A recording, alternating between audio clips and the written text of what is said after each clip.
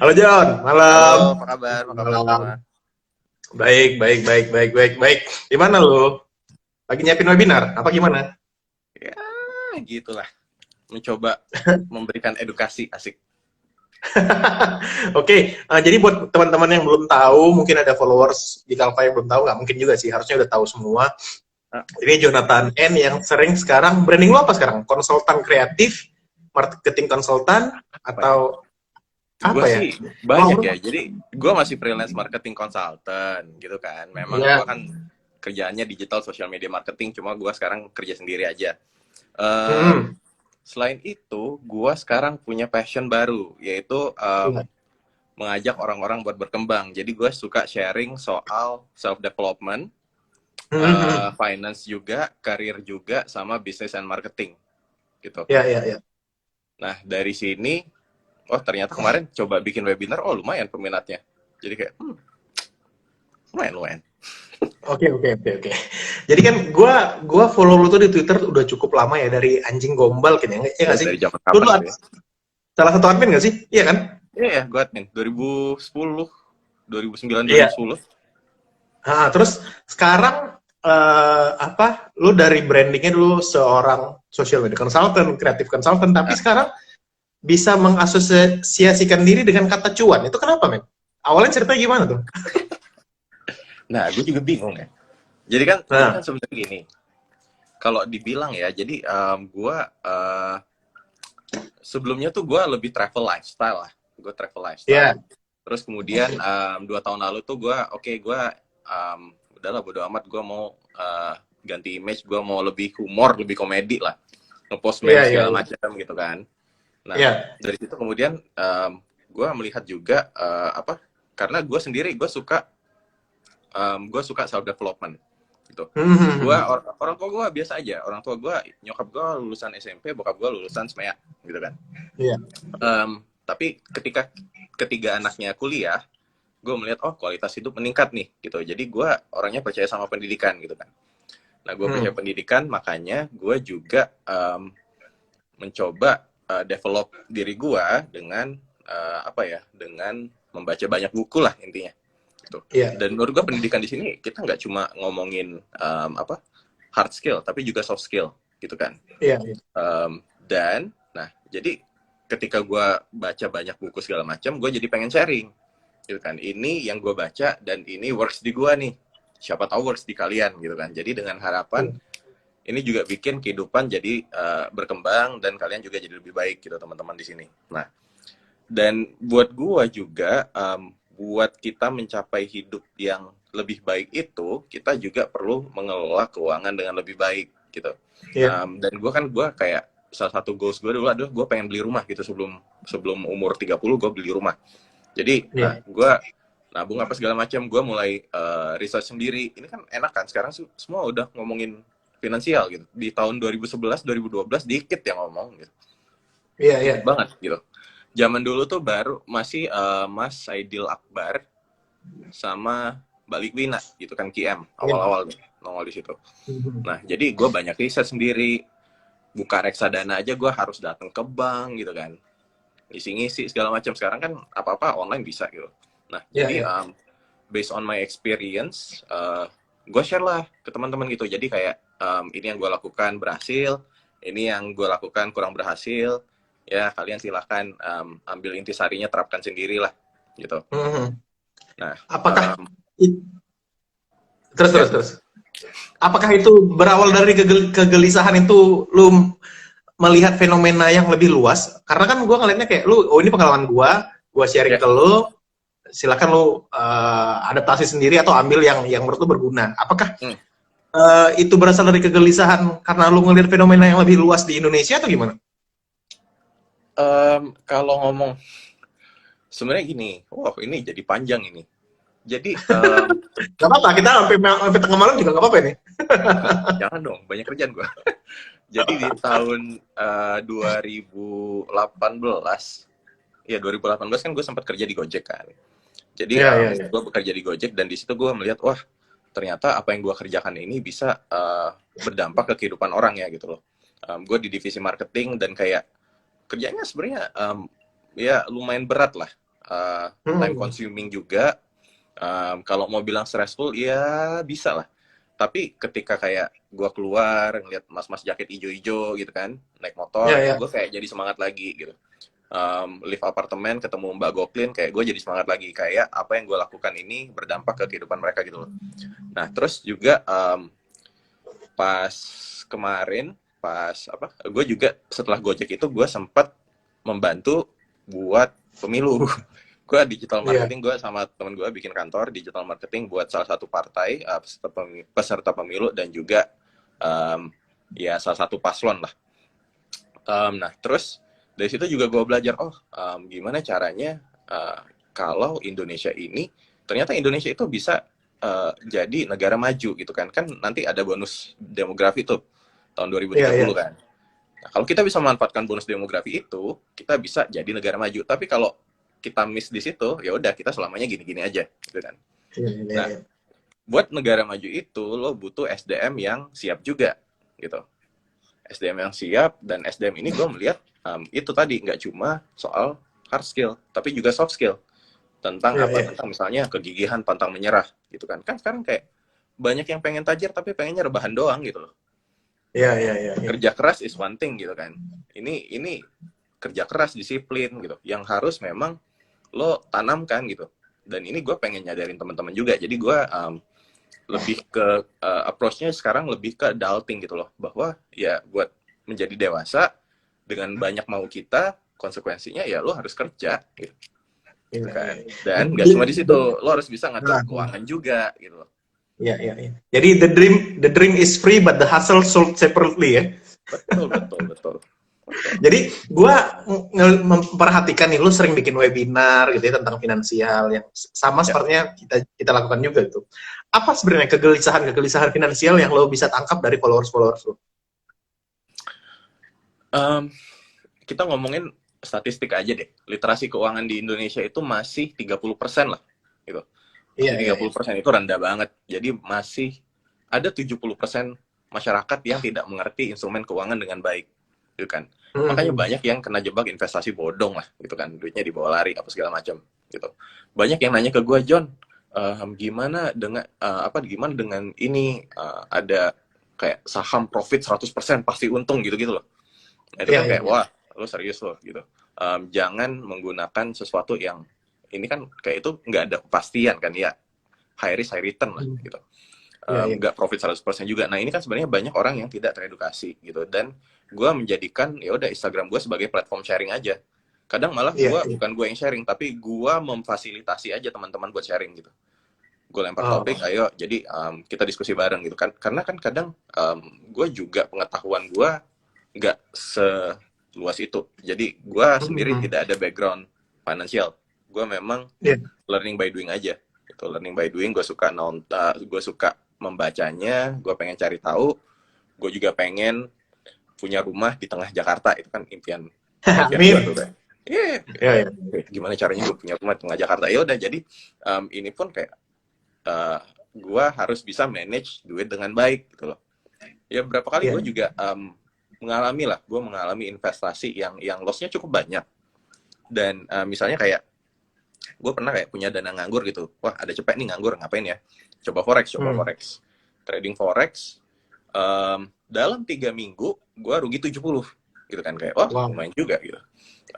Cuma gue tidak gue anaknya cepat move on sih. Jadi kayak gue lihat, oh ya udahlah, loss, mau gue nangisin juga nggak akan balik gitu kan. Jadi approach gue harus bekerja 2 kali lebih keras buat ngilangin, nambal duit yang hilang itu gitu.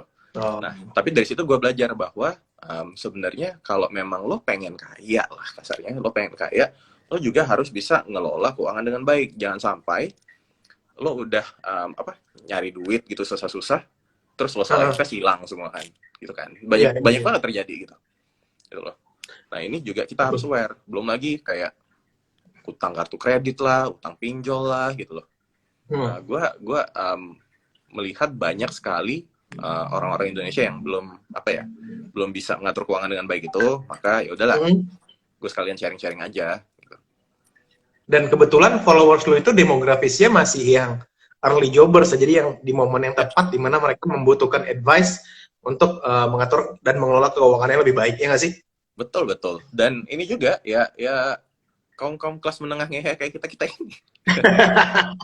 Jadi Oke, nggak ketinggian lah, nggak sampai iya. nggak sampai bersalin 88 juta lah gitu. Oke, salah satu catchphrase yang paling sering yang sempat gue bilang di salah satu talk lu adalah money is not the goal, money is just a tool. Ya Itu betul apa maksudnya? Coba bisa lu elaborate nggak buat ke betul. Jadi viewers oke, kita?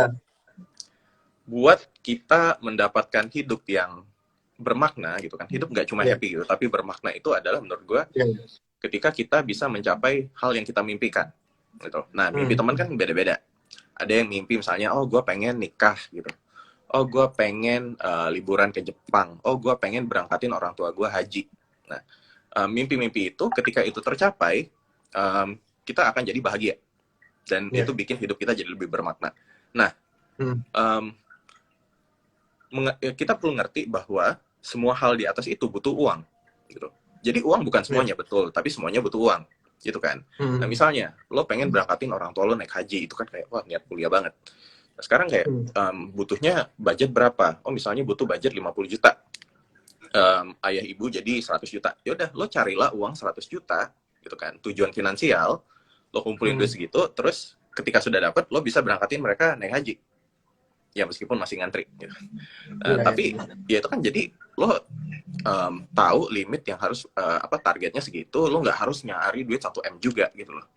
Iya. Kan kadang banyak orang yang terobsesi, oke gue harus nyari duit lebih banyak, tapi terus duitnya diapain nggak tahu gitu. Kan duit itu berguna ketika dibelanjakan. Iya. Ketika lo punya 100 juta di bank nggak guna, tapi ketika 100 juta lo misalnya pakai buat beli mobil yang bisa membantu lo kerja lebih gampang, lebih nyaman, bisa buat keluarga lo jalan-jalan, itu jadi berguna, gitu kan. Nah jadi tadi money is the tool. Lo cari tahu goal lo apa, uang itu sarana untuk membantu lo mencapai goal lo itu. Iya. Gitu. Jadi lebih tenang juga di kita, nggak harus terbudakkan oleh uang. benar. Gua ini mungkin nggak relate sama ini sih. Ini salah satu observasi gua karena udah gue follow lu cukup lama ya. Gua bisa bilang bahwa sekarang ini nggak dulu ya. Sekarang ini lu mirip-mirip kayak gue, salah satu orang yang tidak reaktif lagi terhadap semua isu di sosial media. Benar nggak? Iya, udah bosen gue. Iya kan? Dan bahkan lu sempat ngetik yang itu sama banget yang kayak gue kayak apa, bukan masalah gua gitu, bukan masalah gua. Sedangkan mayoritas netizen itu kan sangat reaktif ya, semua dikomenin, semua diributin, semua didebatin. Kenapa? Betul. Sampai apa titik di mana lu bisa zen ya, mencapai level zen itu untuk anjir nih gua nggak usah komen lah, nggak penting nih. Iya, Atau karena itu nggak ngasilin duit? Iya, nggak duit juga. Tapi di ini loh, gue merasa karena gue juga kerja di sosial media ya, gue tuh at some point gue merasa kayak informasi yang kita terima tuh terlalu banyak, gitu kan. Iya. Lo kayak buka sosial media aja ngelihat, baru buka sejam ngelihat udah berapa banyak berita gitu. Gua bukan 8 jam minimal gitu kan. Iya. Dan buat gue itu kayak, aduh udah, informasinya terlalu banyak. Sedangkan kapasitas attention kita tuh terbatas. Kita juga perlu istirahat, kita juga perlu kerja, kita juga perlu mikirin diri sendiri gitu loh. Nah, makanya sekarang gue mencoba melimit. Jadi kadang tidak semua berita di sosial media harus kita komentarin. Yang kita komentarin apa? Kalau misalnya ada hubungannya dengan kita, silahkan lah mau komentarin, gitu kan. Ya kan kemarin kayak apalah si artis A ribut sama artis B gitu, kayak ya nggak ada hubungan. Apakah ini ada hubungannya dengan gue? Oh tidak, ya udah nggak perlu gue komentarin. Mending gue tidur bangun-bangun segar. Mending gue ngerjain kerjaan gue, bisa jadi duit. Mending 3 gue main PS gitu kan, happy gue bisa main PS gitu loh. Jadi gue juga notice itu kayak netizen itu terlalu banyak energi untuk meributkan hal-hal kecil di Twitter, sampai gue pernah bilang bahwa kayak orang-orang Twitter tuh hidup di dalam bubble-nya sendiri. Jadi seolah-olah tuh mendebatkan sesuatu berkali-kali, bertubi-tubi, padahal it doesn't make any difference in real life sih menurut gue. Iya, setuju. Dulu pun gue ketika jadi salah satu tim kampanye pemilu, kita sempat survei kan banyak tuh semua dua kubu ini saling berdebat, saling berlomba menang trending topik lah ya. Iya, Terus iya, kita iya. ambil riset di kehidupan nyata. Orang-orang tahu nggak isu trending topik itu? Nggak ada yang tahu. Hmm. Gitu. Jadi memang itu gede di Twitter, apalagi dengan akun-akun anonim nggak jelas gitu kan. Gue sekarang malas Iya. debat. Apalagi kalau ada gue ngeluarin apa, terus ada yang reply ngajak debat, akun-akun yang angkanya tuh udah banyak banget gitu loh.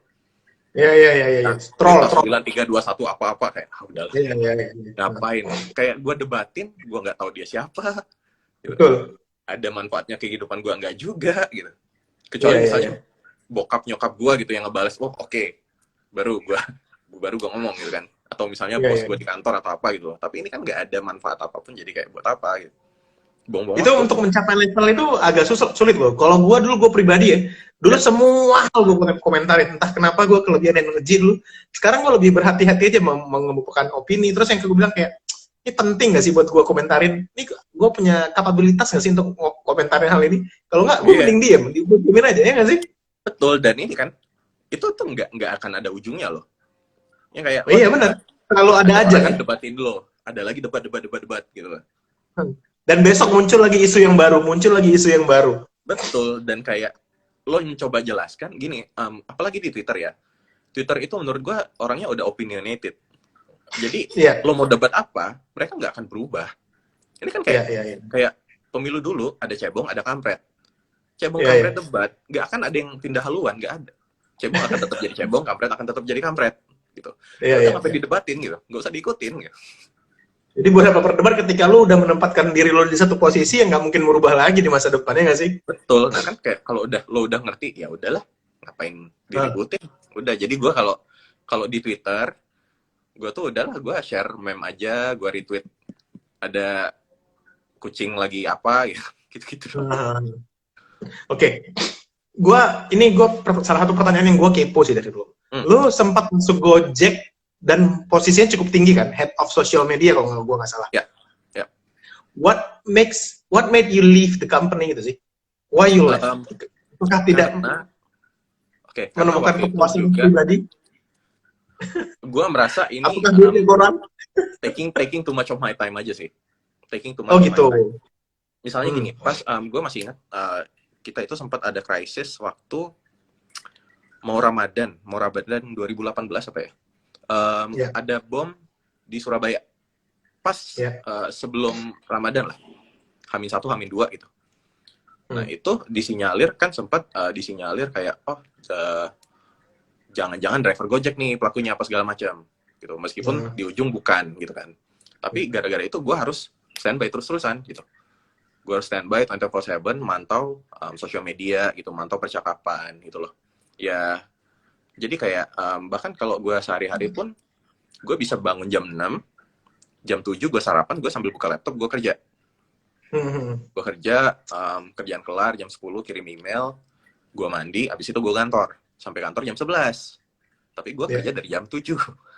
Nah, terus malamnya juga gue pulang jam 6, tapi ya di rumah juga gue kerja. Dan kadang gue mikir kayak, apakah ini jadi bikin apa ya terlalu banyak waktu yang keluar di sini gitu.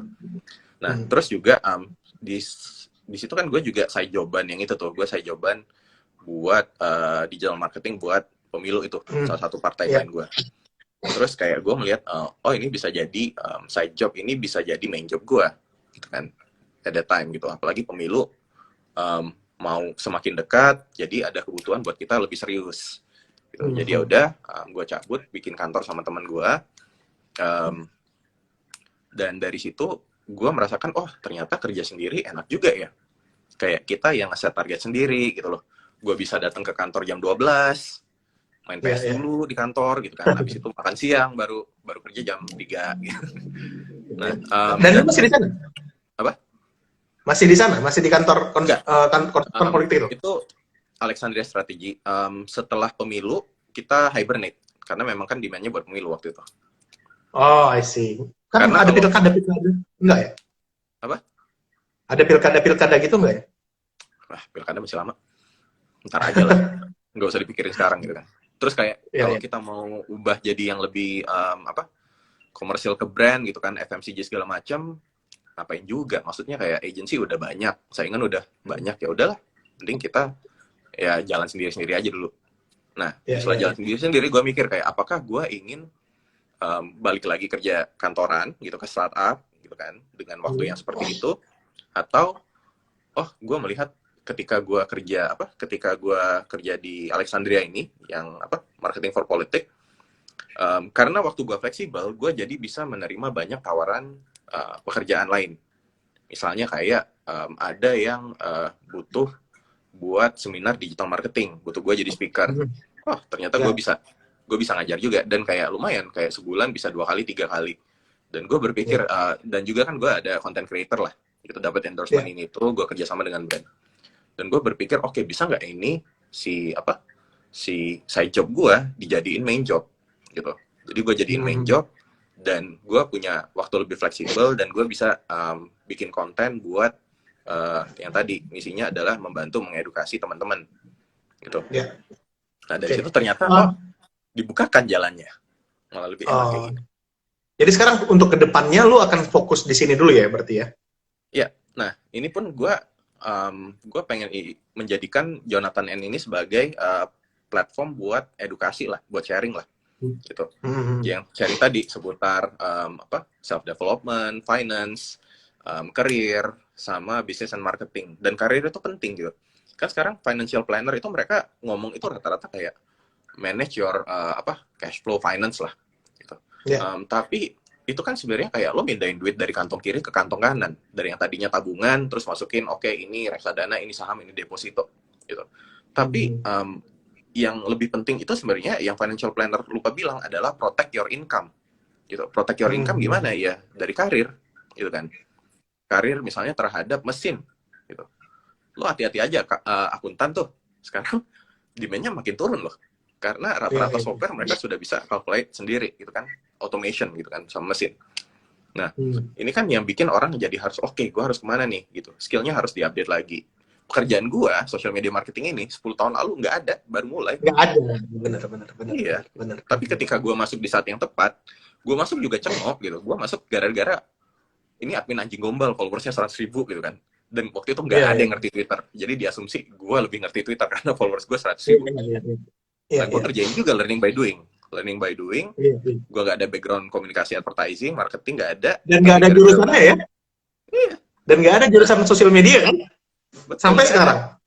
Gak ada. Dan gara-gara learning by doing, akhirnya ya udah jadi ngerti. Dan pas ya jenjang pengalaman jam terbang makin tambah, pengalaman makin banyak. Jadi gue pun kayak ya naik level lah. Gue promosi sampai level director. Nah, ketika gue di level director, demand sosial media lagi tinggi-tingginya. Jadi, posisi gue tuh jadi digital consultant sama social media consultant seksi banget sekarang. Gitu, karena semuanya mencari, sedangkan talentnya sedikit. Gitu. Betul. Nah, gue itu kan pengalaman itu gue alamin tuh. Ya, susah banget. Kan? Gue kan untuk mencari orang sosial media yang ngerti finance lagi kan. Jadi waktu itu kita nyari orang finance yang ngerti sosial media, apa orang sosial media nanti kita ajarin finance. Itu ternyata sulit banget. Karena nggak ada kampusnya, nggak ada jurusannya. Setuju. Dan ini baru sekarang loh. 10 tahun lagi bisa jadi sosial media udah nggak relevan. Bisa jadi kita udah obsolete gitu kayak. Apa lo gitu.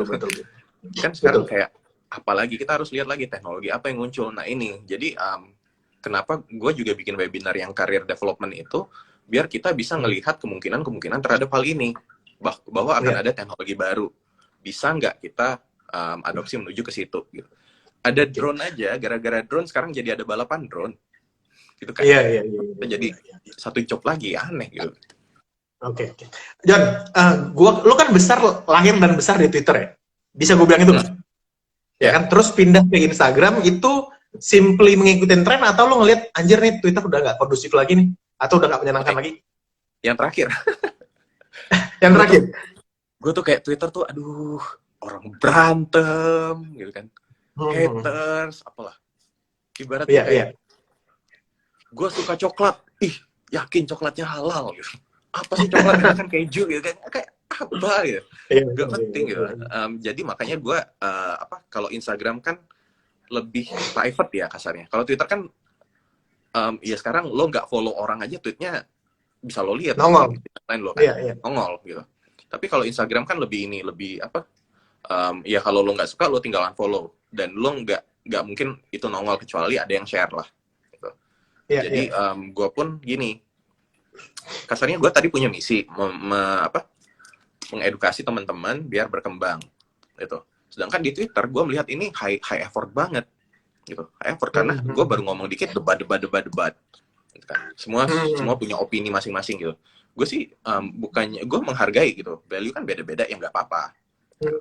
Ya toleransi aja, jadi kayak lo nggak harus setuju sama gue, anggap aja ini menambah perspektif dari sudut pandang lain gitu kan. Ya kayak buat gue non muslim babi itu enak, buat yang muslim babi itu haram, ya kan sama aja, tapi kita kan sama toleransi gitu kan. Iya, iya. Terus nah kalau di Instagram itu lebih ya itu tadi kayak lebih private, jadi kayak lebih komunitasnya lebih terbangun aja gitu loh. Jadi orang-orang yang mau belajar lebih banyak ya udah silahkan. Kalau merasa oh ini nggak ada manfaatnya buat gue ya udah nggak apa-apa, tinggalan follow gitu kan. Dan Nggak usah jadinya diributin ya. iya gue melihat ini lebih low effort tapi high impact gitu kan ke orang-orang ini gitu. Ya, Jadi ya. lebih ke situnya aja. Oke. Males gue Ini debat di terakhir Twitter. nih.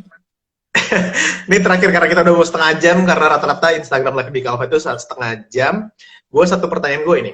Gue melihat lo cukup sukses untuk mendevelop satu webinar ya. Pinter lah jualannya, dan dengan seseorang yang punya experience udah lumayan lama di sosial media, gue melihat lo jualannya cuma di Instagram, di Twitter nggak terlalu, ya nggak sih? Ya. Bisa kasih insight nggak sih buat orang-orang yang pengen jualan? Kenapa seperti itu? Apakah orang Twitter tuh lebih reluctant untuk ngeluarin duit atau gimana? Enggak, bukan masalah duitnya, tapi lebih ke baik tadi lagi community-nya gitu loh. Sense of community. Jadi ketika gini, gue pun awal gue sharing ini gue beneran niat membantu gitu loh. Gue nggak mikir buat monetize apapun, enggak lah gitu. Bahkan awalnya kemarin di awal tahun gue sempat bikin business and marketing seminar ya offline gitu. Seminar offline di Semarang, yang ikut itu ada 200 orang. Itu aja tiketnya udah gue coba murah-murahin tuh 250.000 gitu. Iya. 250.000 di saat seminar-seminar yang kayak gitu 2 juta gitu kan. Gitu. Dan itu kayak ya udahlah margin gue tipis, ya udah nggak apa-apa. Nah, tapi ketika gue sering sharing dan motivasinya ya kayaknya teman-teman bisa ngeliat gitu bahwa ya motivasi gue, ayo kita sama-sama berkembang gitu kan. Jadi banyak yang lebih banyak kasarnya fans hardcore gitu. Iya. Gitu. Jadi ada masanya, jadi kayak beneran segmennya tuh terbentuk gitu kan, orang-orang yang mau belajar gitu. Nah ini kan jadi marketnya niche sebenarnya, dikit banget, tapi mereka eager to learn dan mau spend sesuatu gitu loh. Jadi tribe-nya udah perlahan udah mulai terbentuk ya. Tribe lu di Instagram lebih kuat daripada tribe lu di Twitter, ya nggak sih? Iya, dan ini pun gue melakukan ini ya 1-2 tahun gitu, nggak tiba-tiba gitu kan. Dari tahun-tahun sebelumnya ya gue sharing terus, dan kalau misalnya gue ada kerjaan di luar kota gitu, gue pasti menyempatkan diri buat ayo kita ketemu, cari tempat ngopi, kafe, ketemu, gue sharing kayak gini, ngobrol gratis gitu. Gue cuma bilang ya udah kalian gratis, tapi kalian beli kopinya ya gitu, kasihan kan tempatnya, kita udah ngeblok tempat lama gitu, masa lo nggak beli? Ya udah gitu doang. Jadi motivasinya di situ dengan sharing, semoga jadi lebih impactful gitu dan bisa lebih bermanfaat buat teman-teman juga sih. Oke John, thank you banget. Ini udah setengah jam kita udah ngobrol-ngobrol. Gue nggak mau ngambil waktu lo lebih lama karena gue tahu Jonathan N sekarang dibayarin per jam. Jadi buat kalian yang nonton ini, Jonathan tuh lagi bikin webinar ya John? Ya. Dijelasin. Webinar. Ya, jadi gue yang tadi gue jelasin webinar Plan Your Career. Kenapa? Karena karir itu penting gitu. Gue sendiri nih, gue dulu tahun 2010 gue kerja, gaji gue 3,7 juta gitu, 3,7 juta masuk. Tapi sekarang jadi kasarnya 4 juta lah sebulan ya. Tapi sekarang gue bisa menghasilkan 4 juta dalam waktu 2 jam dari sesi konsultasi gitu kan, konsultasi marketing. Tapi kan buat ke situ tuh kayak lo perlu 10 tahun gitu kan, lo perlu membangun expertise. Kan banyak sekarang fresh grad tuh yang nggak sabar gitu loh, baru masuk fresh grad pengen gaji CEO gitu, padahal kemampuan ya masih gitu-gitu aja gitu kan. Nah ini yang pengen gue ajak buat teman-teman juga gimana caranya kita bisa mengembangkan karir. Masalahnya bukan gaji kita sekarang tuh berapa, tapi kita di masa depan mau jadi seperti apa gitu loh.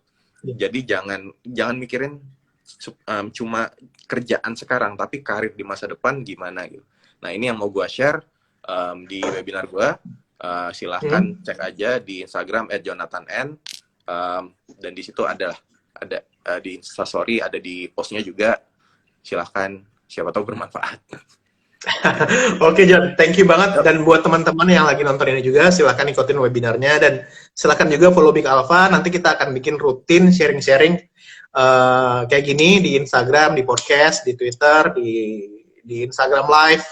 Jadi buat kalian yang pengen terus self development, terus belajar dan kita bentuk komunitasnya, follow Jonathan N juga, follow Big Alpha juga. Terima kasih. Thank you John, thank you banget. Thank you Ter.